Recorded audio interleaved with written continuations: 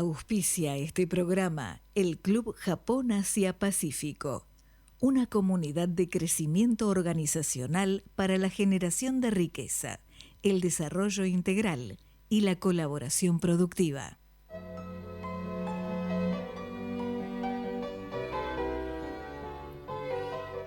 El camino es Kaizen, una actitud en la mente, una disposición del corazón y una disciplina del espíritu.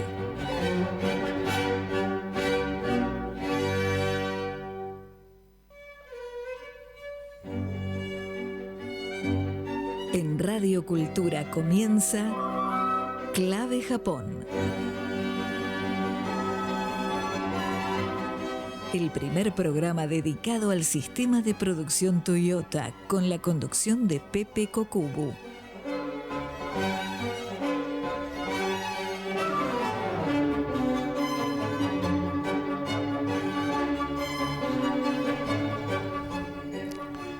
Muy buenas noches, queridos amigos y oyentes. Bienvenidos a Clave Japón, técnica y cultura para la generación de riqueza. Un programa que hace crecer tus negocios junto con los mejores. En la locución, Mónica Pedre. En las redes sociales, Nicolás Ciancallini. En la operación técnica, Leonardo Giusti. En la coordinación periodística, Marcos González Gaba, y en la conducción este amigo y servidor Pepe Kokubu. Pensamiento de clase mundial, capacidad de clase mundial. El tema del día es Milei versus Kicillof. En La Nación de ayer, José del Río escribe que Kicillof ya prepara un think tank para su propuesta presidencial. Las elecciones de septiembre se vienen como la plataforma de largada y ambos economistas tienen una historia antagónica que se proyecta a futuro. El mensaje que repetirán hasta el cansancio es que este modelo económico ya se vivió en la historia. Ajuste, apreciación cambiaria e importaciones. Será la simplificación desde el nuevo relato peronista. Desde el mileísmo, en cambio, sostienen que se están comparando ejes económicos muy distintos y que la idea de emisión cero con superávits no tiene precedentes. La mecha prende en ambos espacios. Hoy analizaremos estos temas desde una óptica Kaizen. Vamos a una pausa.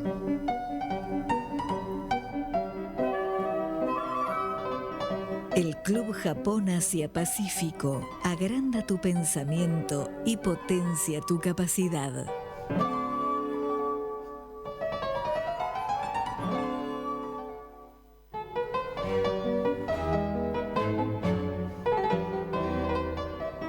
Sistema de producción Toyota con alma argentina.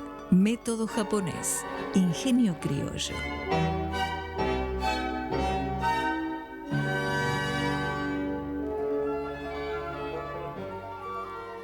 Hola Marcos, ¿cómo estás? ¿Qué tal, Pepe? ¿Cómo estás? Buenas noches, un gusto. Lindo ¿Cómo verte estás? de nuevo, todavía con las resonancias del programa pasado, que estuvo enteramente a tu cargo, estuvo muy lindo, muy ilustrativo, muy importante conocer todas esas cosas, ¿no? Marcos, yo quiero revelar una circunstancia, dos cosas, quiero revelar dos cosas. No lo tenemos en el guión, pero tenemos una noticia no tan linda y una noticia muy linda. Empecemos por la no tan linda. Esta es la última emisión de Clave Japón. Así que bueno, queremos agradecer a todos por habernos acompañado.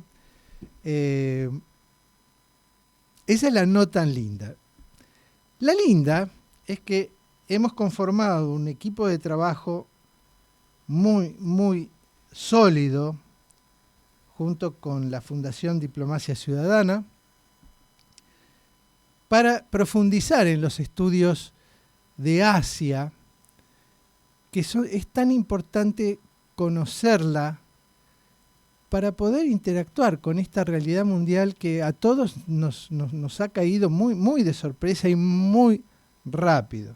Así que bueno, lo lindo es eso, que vamos a ir migrando, vamos a migrar los contenidos a algo más integral, más orgánico, sobre cómo preparar a nuestros empresarios y a nuestros políticos para interactuar con Asia y aprovechar las oportunidades y defenderse de las amenazas. Así que bueno, básicamente esa es la nueva, por eso necesitamos reorganizar para tener, bueno, otra dinámica y otros contenidos. ¿Contento, Marcos? Bueno, Pepe, qué bueno lo que comentás y sí, contento por los cambios que se vienen, también por el camino recorrido. Te quiero agradecer por este más de año que llego junto a tu compañía en este proyecto que es Clave Japón. Ayudó a fortalecer el Club Japón Asia Pacífico también.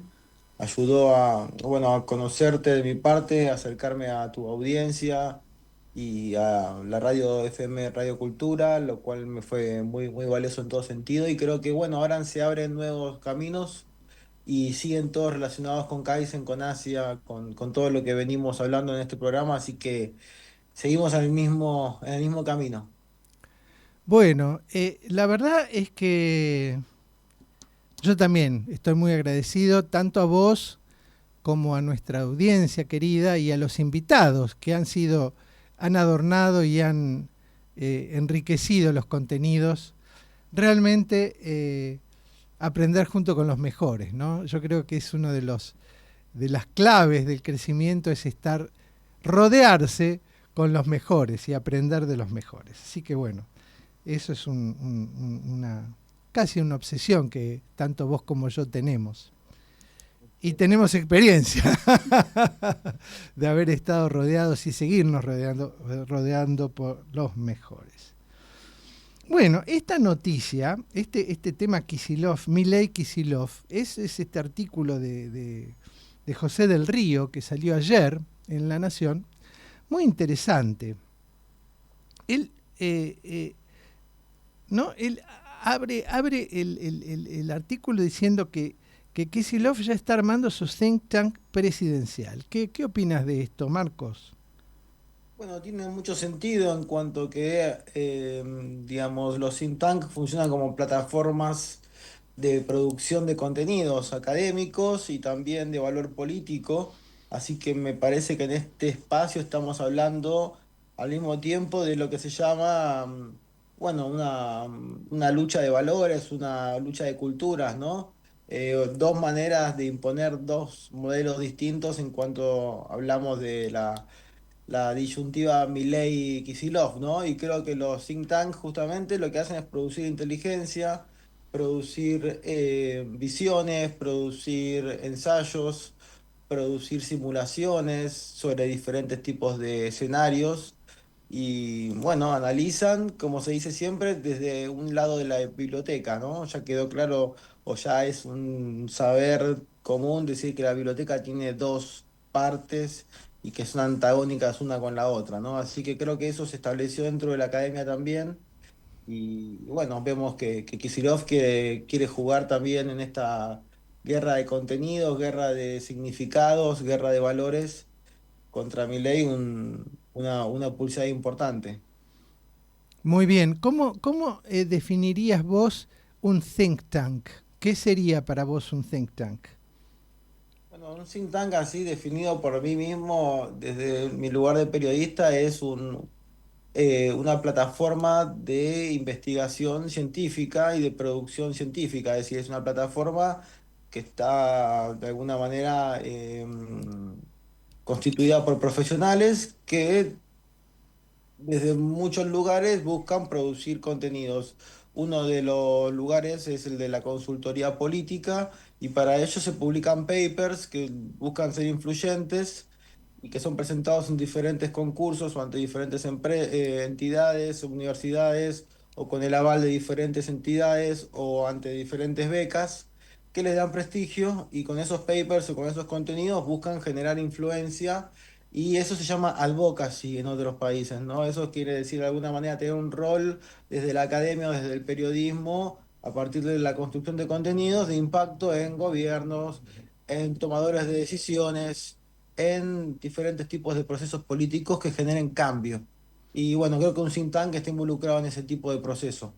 Excelente. Mirá, te preguntaba justamente, porque es una palabra que a veces puede parecer algo abstracto y sin embargo es algo muy concreto. Son personas que saben de un tema y lo instalan, ¿no? Y ayudan con esta instalación de temas a que las decisiones de los tomadores de decisión sean más informadas y con más conexión con la realidad, con los propósitos, ¿no?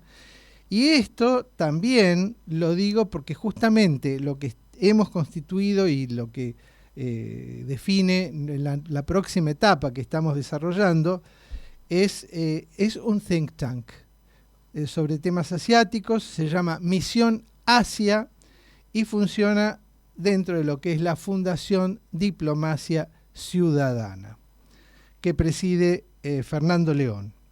Así que bueno, esta es la noticia y el think tank que estamos, ya viene muy en proceso, cada uno de nosotros estaba desarrollando. Vos con Reporte Asia era un think tank, es un think tank, lo de Clave Japón, lo de JK también es un think tank más técnico, pero lo es.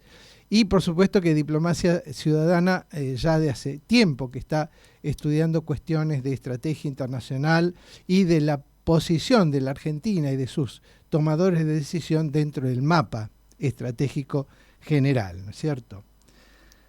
Tal cual, tal cual. Creo que se van formando diferentes estructuras que se dan apoyo entre sí.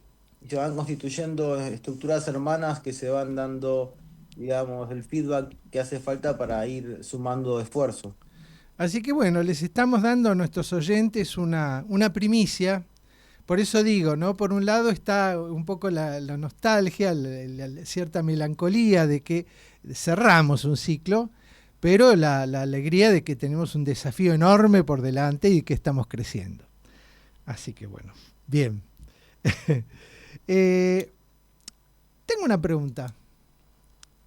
Septiembre, ¿no? Tenemos ahora, estamos enfrente a las elecciones de la provincia de Buenos Aires. Del Río en su artículo habla de septiembre no como una largada y no como una largada, no como un final. O sea, esto recién empieza. Lo de Buenos Aires también, las elecciones de Buenos Aires también definieron una cuestión, ¿no? Entonces, ¿vos pensás que Milei y Kicillof se proyectan más allá de 2025? Creo que Milei sí, Kicillof lo está intentando. Creo que Milei sí por su posición política privilegiada por ser presidente, ¿no? Pero Kicillof está en una pugna. Creo que Kicillof tiene la pugna primero interna de ver si va a ser él o Máximo Kirchner, porque yo creo que la otra figura que quisiera ser presidente dentro de este espacio es Máximo Kirchner. Creo que por una cuestión de apellido, momento y peso político propio y de la madre lo tendría que intentar hacer ahora y creo que ese sería tal vez para Kicillof, bueno, la salida del espacio menos querida en una interna que creo que se va a dar.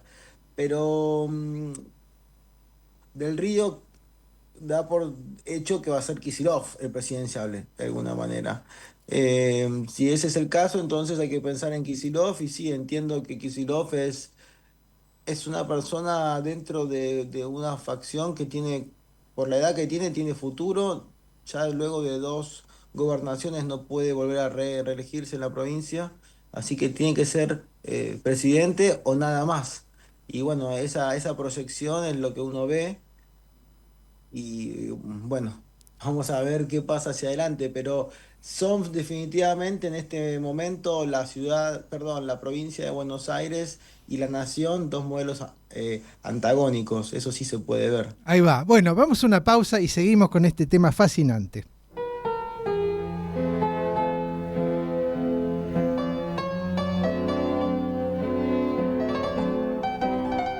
Reporte Asia, BA Asia Tours y JK le invitan a formarse en Kaizen, Diplomatura en Sistema de Producción Toyota de la Universidad de Belgrano. El mejor sistema de producción de todos los tiempos, adaptado por profesionales para usted.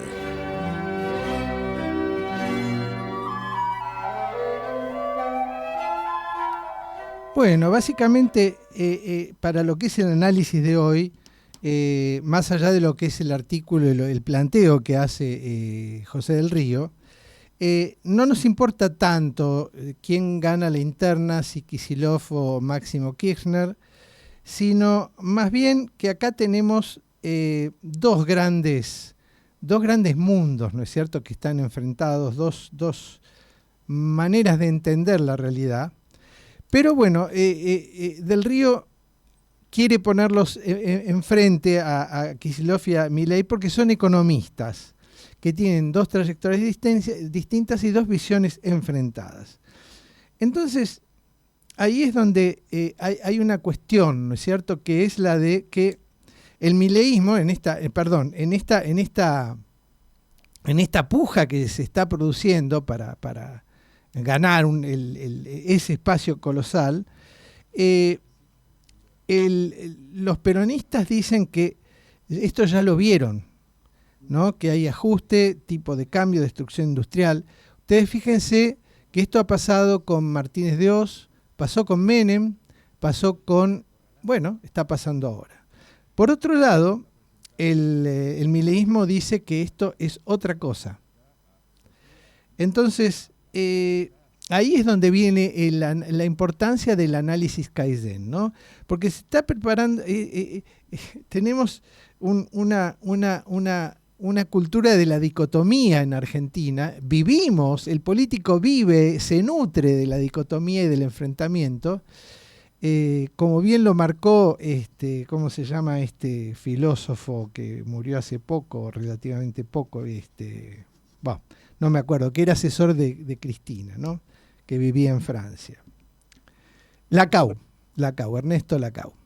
Así que era casi la necesidad de un político de generar un enfrentamiento dialéctico con la otra parte, ¿no? ¿Qué pensás de esto, Marcos? Bueno, definitivamente creo que en este sentido aparecen dos modelos, me parece que aparecen los recuerdos de Argentina. Yo creo que nada es igual aunque se repita, ¿no? Por una cuestión de que, como dice esto de el río Leteo se mueve, ¿no? Y cuando uno entra ya es diferente el río y ya uno es diferente. Entonces, eh, todo el tiempo volvemos a recordar algo que nos parece parecido a un momento que fue similar de alguna manera, pero Milei no es Martínez de Oz y tampoco es Menem, y este mundo tampoco lo es, y Estados Unidos no es el Estados Unidos que era cuando Martínez de Oz fue ministro de Economía o cuando Menem fue presidente. Es un Estados Unidos en crisis completamente, que está buscando nuevos aliados también y que está haciendo diplomacia de una manera muy, muy distinta. Después creo que si hablamos de Milei, estatismo o mercado, puedo decir por lo que conozco que es una figura que ha tenido mucho impacto inclusive en países como Japón o en China, en la opinión pública.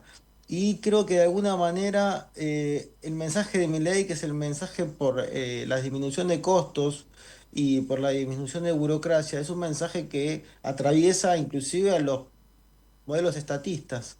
Se está buscando como si fuese también una medida ecológica, bajar los costos de la política. Como se han bajado los costos industriales, los costos que tienen que ver con otros procesos que son contaminantes. Bueno, la contaminación política es algo que se quiere bajar en todos lados. Y ese mensaje está vivo y tiene una vigencia enorme.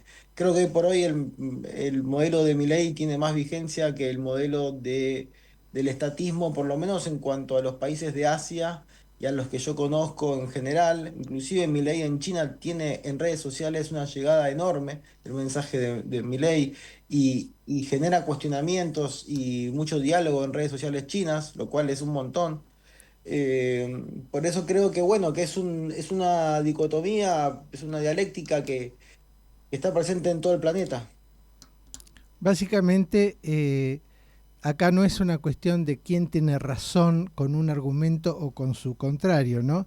sino está en tener buen método para justamente lograr los objetivos que tiene un país, porque justamente, ¿no? El caso este que si vamos a hacer un triángulo, ¿no? Asia, Estados Unidos, Argentina, acá tenemos mucho que aprender. Entonces justamente este think tank del que estamos hablando, Misión Asia, implica cubrir una necesidad que no está en el país y que es la de preparar a nuestros dirigentes a interactuar con Asia, no solamente para negociar o para ponerse enfrente, sino para competir. Así que bueno, ahí es donde viene la importancia del método, ahí es donde viene la importancia del Kaizen. Entonces hay que combinar el conocimiento profundo de cómo piensan esos otros vecinos nuevos, dirigentes, líderes nuevos del mundo, cómo piensan, cómo interactuar con ellos y además estar preparados, porque ellos están mucho más preparados que nosotros. Bueno, vamos a una pausa.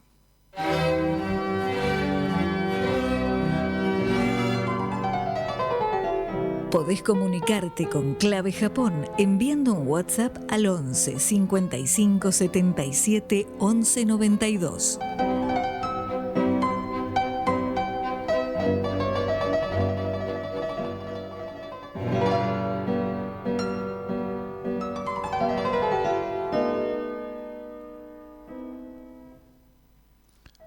Bueno, entonces básicamente, Marcos, estamos hablando de el modelo del país que está en disputa, ¿no es cierto?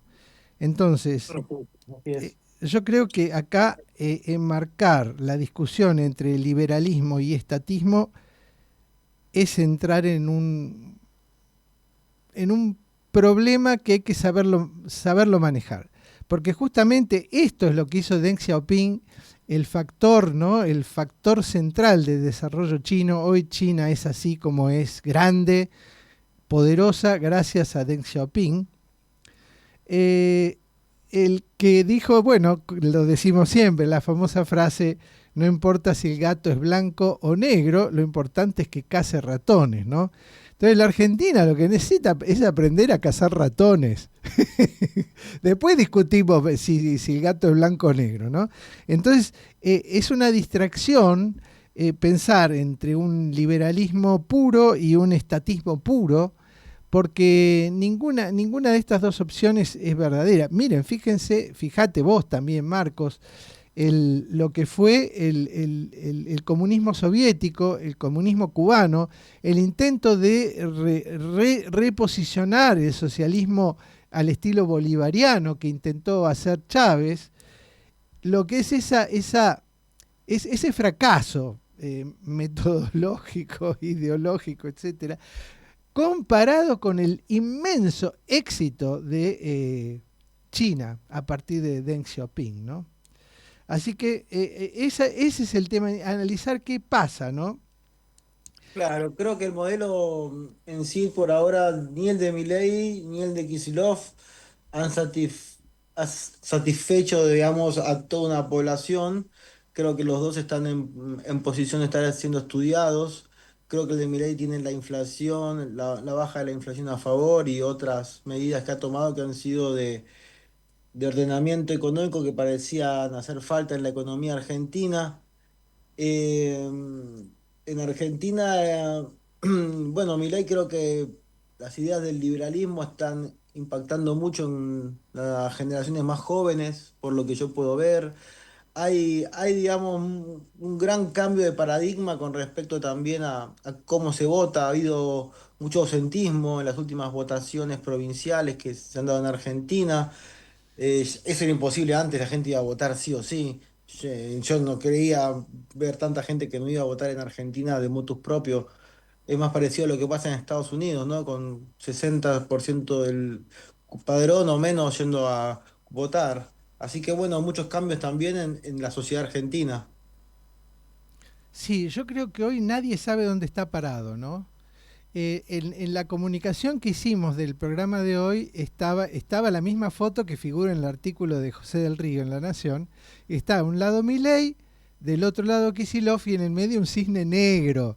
porque este tema del ausentismo es algo que genera una incertidumbre, porque ya las encuestas vienen fallando seriamente, pero con este tema del ausentismo se genera un grado de incertidumbre mucho mayor, ¿no?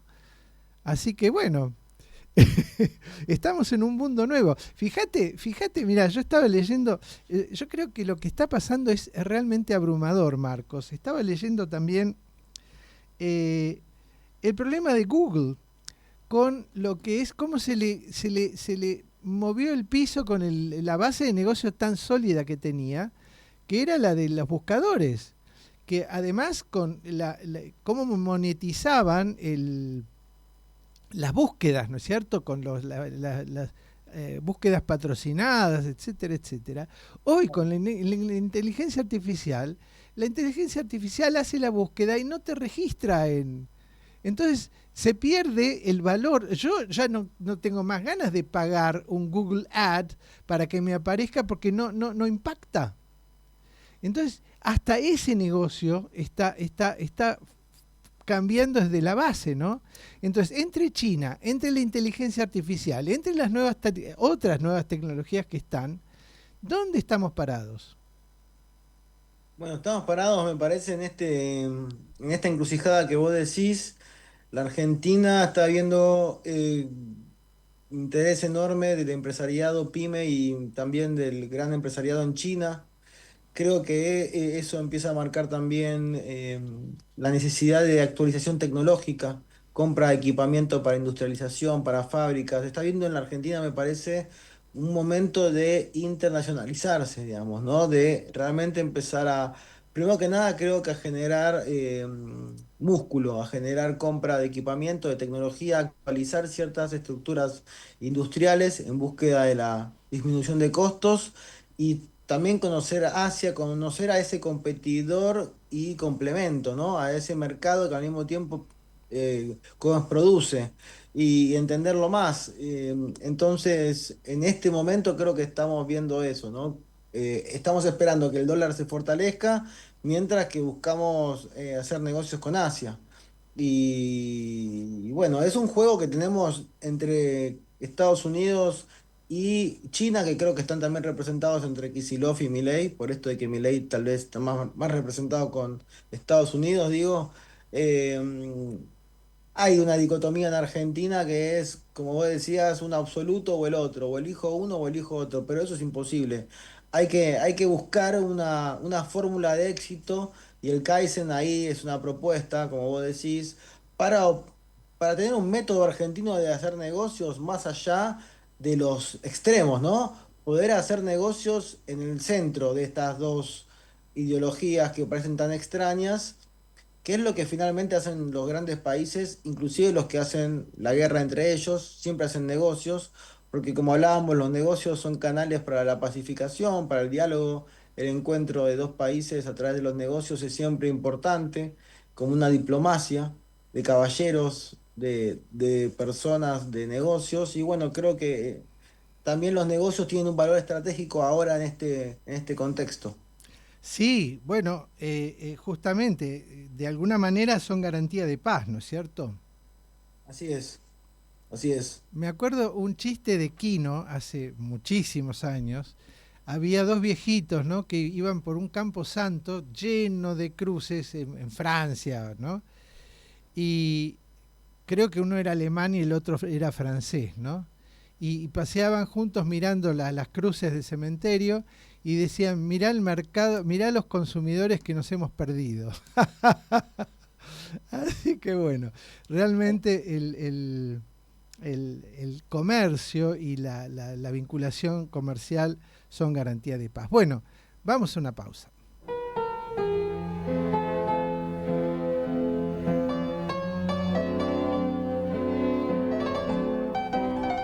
Reporte Asia, BEA Asia Tours y J-Key le invitan a formarse en Kaizen, Diplomatura en Sistema de Producción Toyota de la Universidad de Belgrano.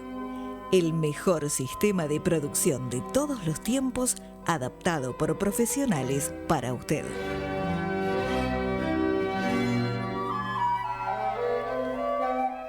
Bueno, Marcos, yo tengo acá, creo que tenemos un desafío, ¿no? La Argentina frente a esta cuestión.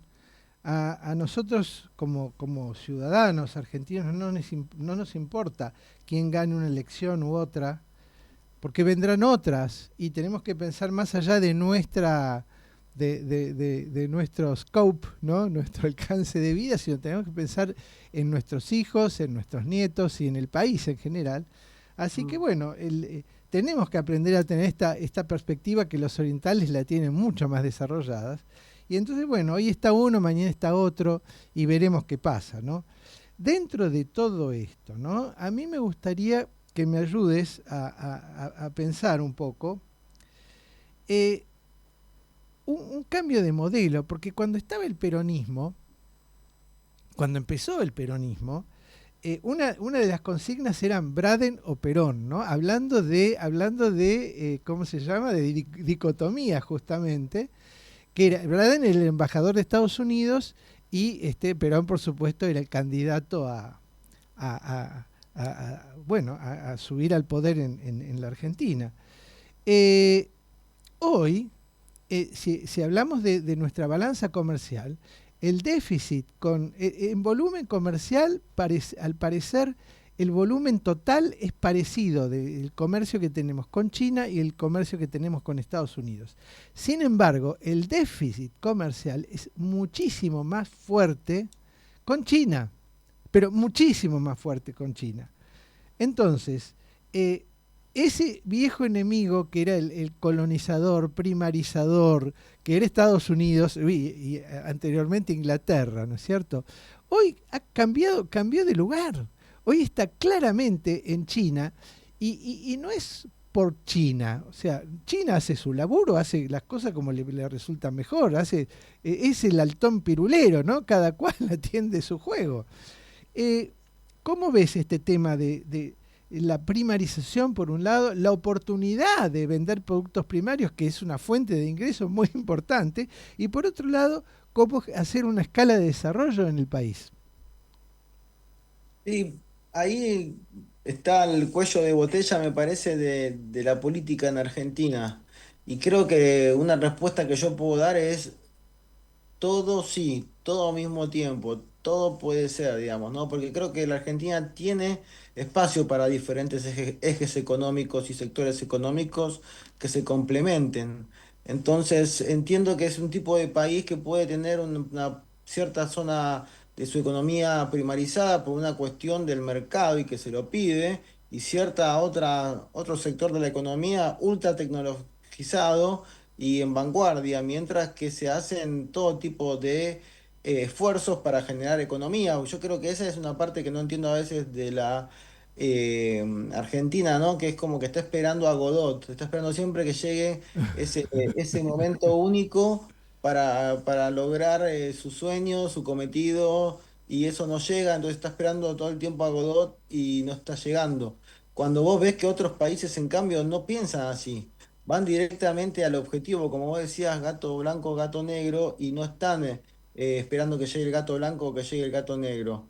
Y bueno, creo que esa falta de visión al respecto implica que hay que estudiar Kaizen, por ejemplo, porque es como estudiar mecánica cuántica para alguien que estudia mecánica clásica, ¿no? Es una revolución. Entonces, para nosotros que estamos esperando el blanco o el negro, pensar en construir la oportunidad, que es lo que dice Deng Xiaoping, hay que construir la oportunidad, porque, digamos, el gato si no tenés que esperarlo, alguien te lo tiene que dar, o la suerte, o Dios, o en lo que creas, pero si no es el gato blanco o el gato negro, es el gato.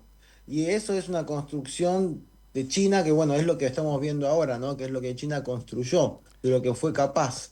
Creo que Argentina también tiene que demostrar de lo que es capaz con una visión global, una visión de Argentina global para el mundo, con una solución, con una respuesta a los problemas de mercado, a los problemas de producción. Así, Argentina tiene que servir o no va a poder subsistir en un mercado de países altamente competitivos. Digo, tenemos que ser valiosos para el resto de la comunidad internacional. Eso, tenemos que ser valiosos. Porque ¿cuál fue el gran problema, no? Hoy estábamos conversando, ¿no es cierto?, sobre los sistemas industriales, sobre el estatismo, sobre la privatización. Hay maneras de la intervención del Estado que son súper exitosas. Cuando hablábamos justamente del modelo del plan quinquenal, ¿no es cierto? Donde hay una planificación a mediano y largo plazo, que en el caso de la Unión Soviética fue un método que fracasó, y en el caso de China un método que tuvo un extraordinario éxito. Y en la Argentina, especialmente con Perón, que también tenía una visión de una intervención fuerte del Estado, y justamente esto está en la balanza de hoy, ¿no? En este contraste entre el estatismo y el liberalismo. También la importancia de que el Estado y el mundo privado colaboren, ¿no?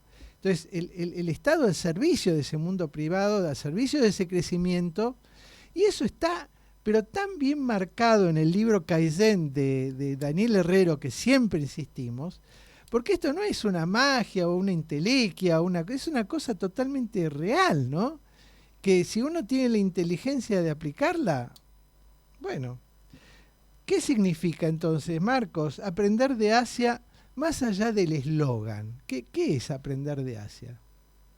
Bueno, el otro día tuve la suerte la semana pasada de charlar con la audiencia de Clave Japón y yo les comentaba un poco la importancia de la filosofía en el pensamiento japonés y les hablaba de aprender Asia para poder hacer negocios desde la educación también. Creo que es una faceta de la que hablamos siempre acá. Bueno, Kaizen es justamente un modelo, un método.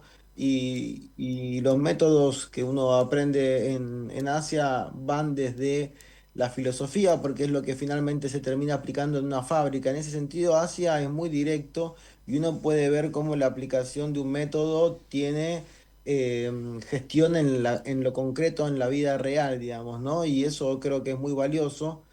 Aprendemos de empresas que tienen en muchos casos más de 500 años, como son las de Japón o las de China. Aprendemos de empresas que tienen una capacidad de resiliencia enorme, una capacidad de transformación enorme. Creo que ahí están las diferencias. Creo que yo estuve en China hace poco y lo que puedo decir es transformación para definir China. Y creo que para China no hay vergüenza en transformarse.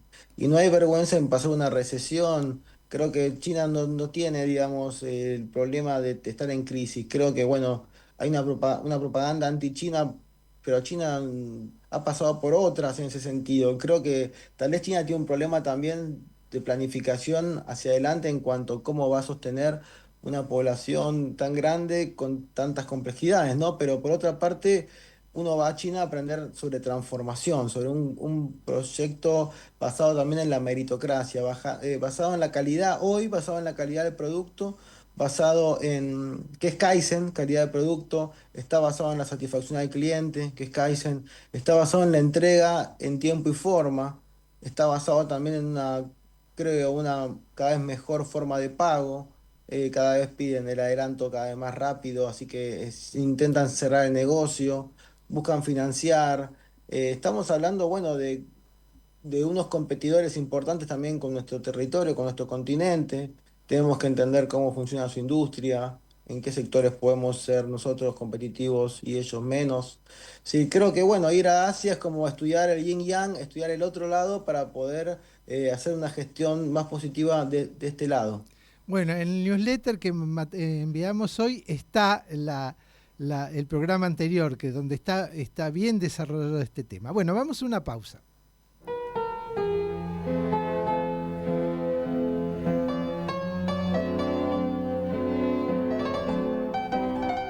Reporte Asia, BA Asia Tours y J-Key le invitan a formarse en Kaizen, Diplomatura en Sistema de Producción Toyota de la Universidad de Belgrano. El mejor sistema de producción de todos los tiempos, adaptado por profesionales para usted.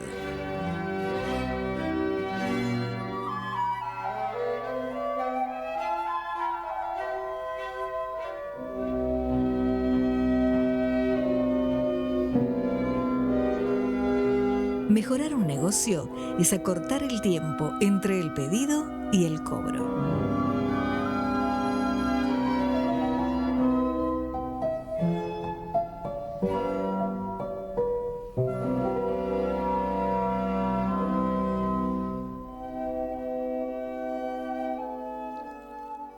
Bueno, yo sé que hay un tema que te resulta especialmente interesante y es que, bueno, el próximo miércoles se cumplen los 80 años de la bomba atómica en Hiroshima. ¿Qué, qué podemos hablar de esto, Marcos? Bueno, me parece que es importante en términos de que nos hace volver a preguntarnos por qué, ¿no? La bomba atómica, por qué la humanidad llega a ese tipo de situaciones y de resultados. Se van a estar aquí en Buenos Aires celebrando una cantidad de actividades que tienen que ver con, bueno, con conmemorar y tener memoria con respecto a este tipo de eventos, con una agenda antiproliferación de las armas nucleares y por la paz. Van a haber, bueno, actividades en la Manzana de las Luces en Buenos Aires. Va a estar presente Hamano Ryuho Sensei, un sensei de caligrafía muy destacado que va a estar haciendo también exhibiciones en Buenos Aires en conmemoración de estos días. Y bueno, yo tuve la posibilidad de viajar a Japón y de conocer Hiroshima y de recorrer el museo y de recorrer también la zona, el hipocentro donde se generó esta gran masacre, este momento macabro en la humanidad. Y bueno, creo que considerando las guerras que hay en este momento y las amenazas nucleares que se han repetido en los últimos meses, en especial dentro de lo que es el conflicto de Ucrania, pero si vemos también toda la destrucción que se está generando en el resto del mundo, creo que, bueno, hablamos de negocios y creo que la guerra está involucrada también en el mundo de los negocios. Y vos me decías que Kaizen surge de la guerra también en un punto. Entonces, bueno, creo que es un momento para intentar reflexionar sobre lo negativo que tiene todo esto y sobre lo negativo que tuvo en Japón, un país que cambió severamente después de la bomba, es decir, se transformó en otro país. Y bueno, creo que hay que aprovechar estas fechas para, para tomar un poco, no sé, para hacerse de un poco de silencio e intentar reflexionar al respecto. Qué bueno, Marcos. Sí, tenés razón. Eh, yo creo que la bomba de Hiroshima fue, y bueno, por supuesto Nagasaki, ¿no? Fue un punto de inflexión en la historia de la humanidad, para siempre, incluso en cómo hacer la paz y cómo hacer la guerra, ¿no? Y toda la Guerra Fría estuvo determinada justamente por el temor de la guerra nuclear. Eh, pero yo quiero volver a insistir en la cuestión de este gran cambio, ¿no? Del que vos hablabas. Eh, Japón y Estados Unidos eran enemigos durante la Segunda Guerra Mundial, enemigos encarnizados. Mm. Y a partir de 1945 se transformaron en amigos y socios. Tanto es así que el Kaizen inicia como una iniciativa de los Estados Unidos, y con la llegada de una iniciativa de MacArthur y con la llegada y de grupos de interés de Japón deseosos de salir adelante, y que se produjo con la llegada de Deming, el famoso Deming, a Japón, que fue el que plantó la semilla del Kaizen, instalando su núcleo, que es el ciclo PDCA, ¿no es cierto? Así que, ¿cómo pasar de ser enemigos a transformarse en socios y aliados? Hoy todavía Japón es el primer acreedor de los Estados Unidos. Es notable. Y es justamente la opción que nos plantea Daniel Herrero en su libro Kaizen, ¿no? ¿Cómo es posible, sin necesidad de llegar a semejantes extremos, cómo es posible encontrar un interés común y, y encontrar una solución que sirva para las dos partes, ¿no? El caso, una de las cosas más notables de este libro es que Daniel Herrero habla de la relación de Toyota con los sucesivos gobiernos. Y él no te habla bien de este o mal del otro o viceversa. El tipo habla bien de todos, de cómo lograron construir, porque hasta en cualquier tipo de gobierno hay una voluntad de crecer y hay intereses genuinos y positivos. Entonces, la búsqueda y la construcción de ese interés positivo es justamente lo que permite el Kaizen. El Kaizen no se logra a través de sacrificar algo de manera inútil, sino de lograr algo de manera conjunta, ¿no? De un crecimiento juntos.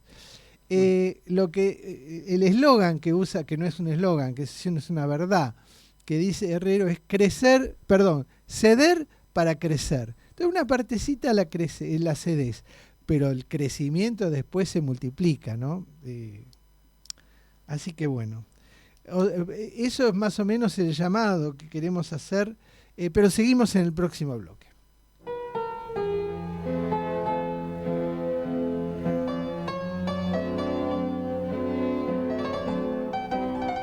Reporte Asia, BA Asia Tours y J-Key le invitan a formarse en Kaizen, Diplomatura en Sistema de Producción Toyota de la Universidad de Belgrano. El mejor sistema de producción de todos los tiempos, adaptado por profesionales para usted.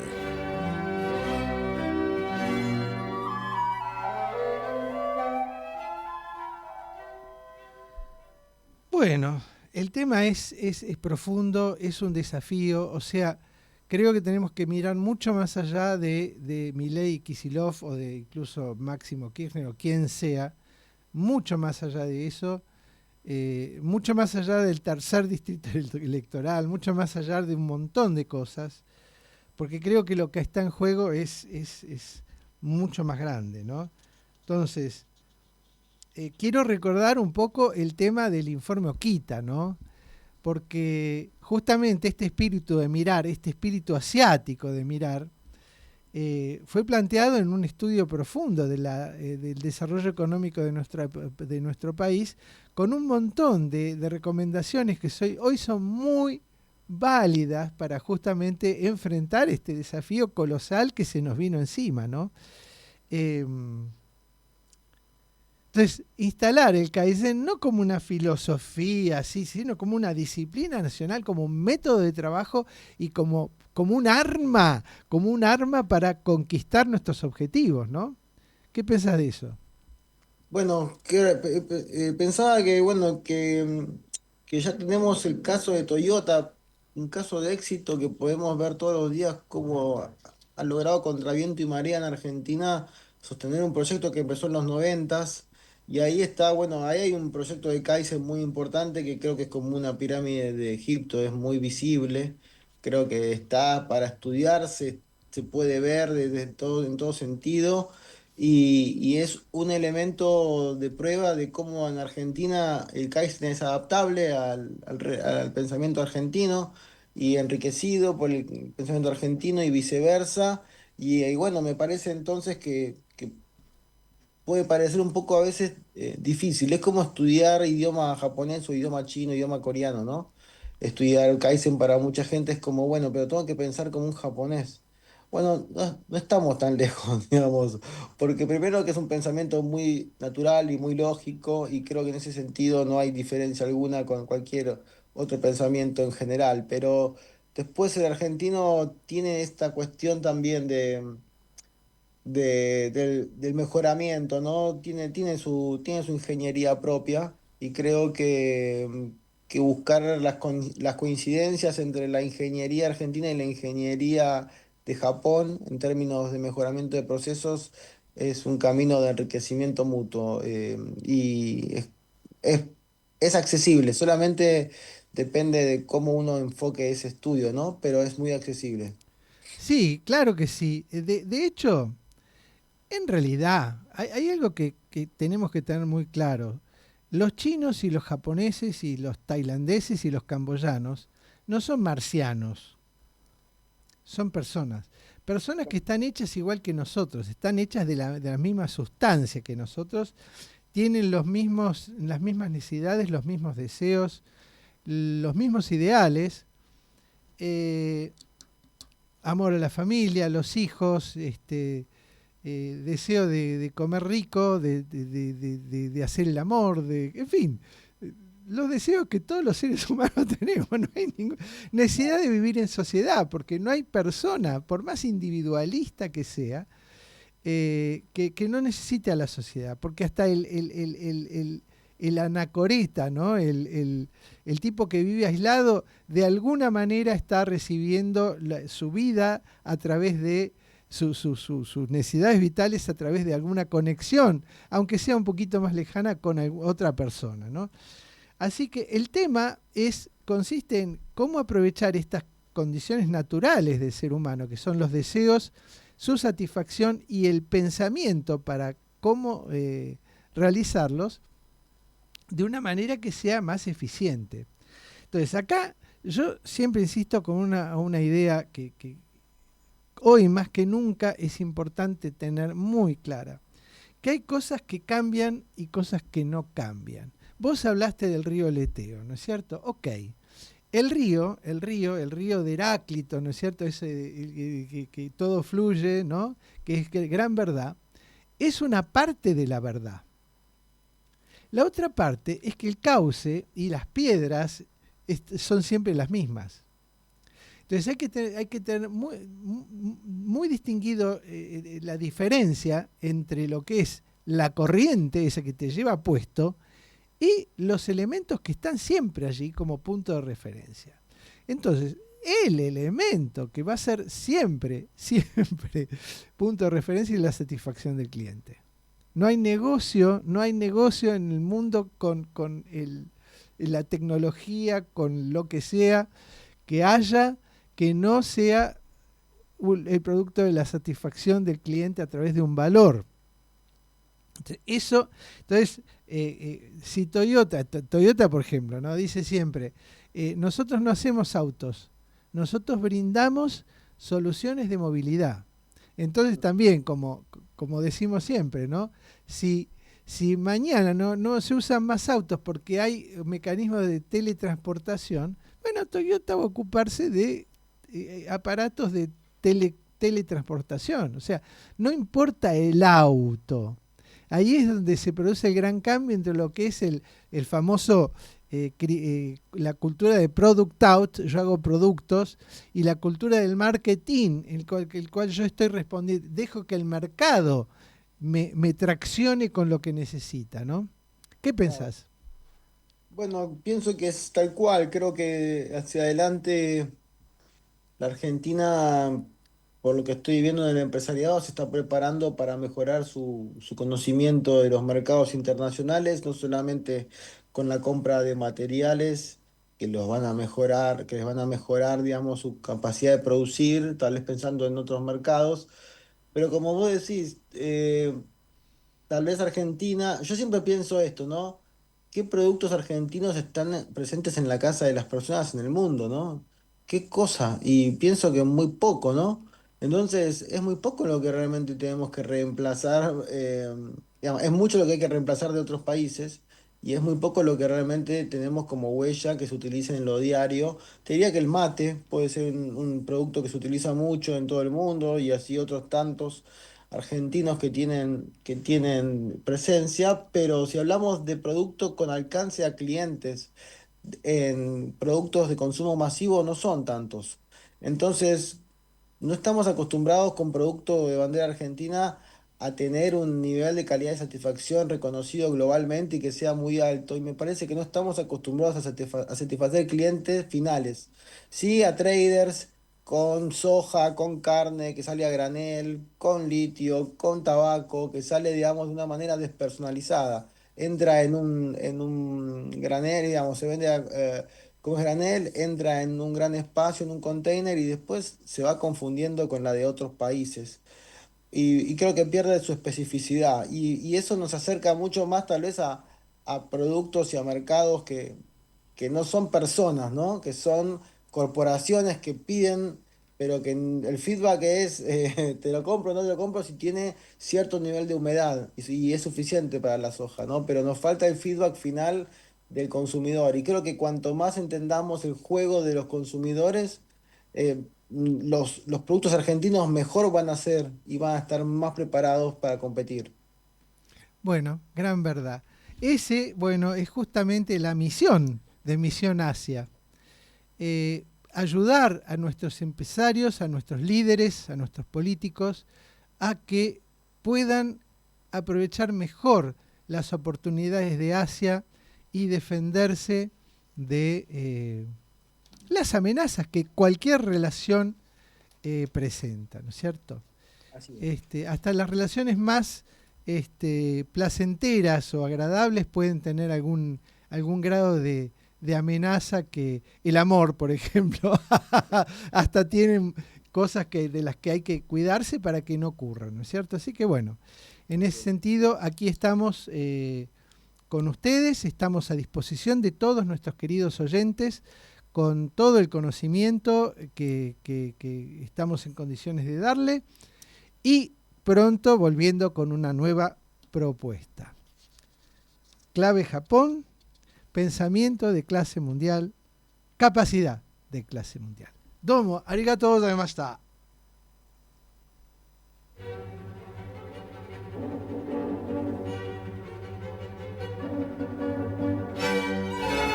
Clave Japón, con la conducción de Pepe Kokubu.